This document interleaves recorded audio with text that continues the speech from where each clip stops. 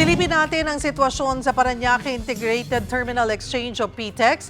Ang ilang pasahero kasi doon ay nagrereklamo dahil tumaas ang pasahe kahit may fare hike suspension order. Para sa update, magbabalita si Ivan Tarinque. Ivan, gaano karaming bus companies ang namonitor na nagpatupad ng fare increase?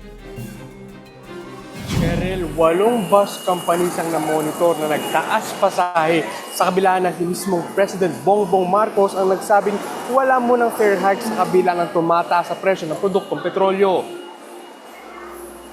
Umaaraya lang pasahero dito sa Parañaque Integrated Terminal Exchange o PITX dahil hindi lang ticket ang pahirapan dahil kahit mismo pamasahe sa bus, tumaas.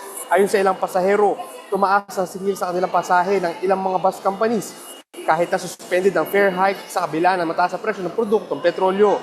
Kung dati nasa 1,100 pesos sa pamasahe biyaheng Bicol, ngayon nasa 1,700 pesos na ang singil sa kanila ngayon.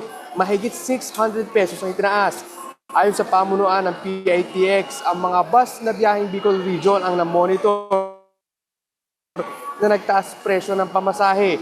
Nai-report na rin daw nila ito sa Land Transportation Franchising and Regulatory Board o LTFRB. Ayon sa LTFRB, maglalabas sila ng show cause order ngayong araw sa 8 bus companies na iligal na nagtaas ng pasahe.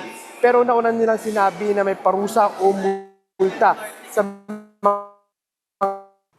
Ayan po ang sitwasyon sa may PTEX na ayon nga po sa report na Ivan Tarinque ay may mga bus companies na nagtaas ng pamasahe. Samantala,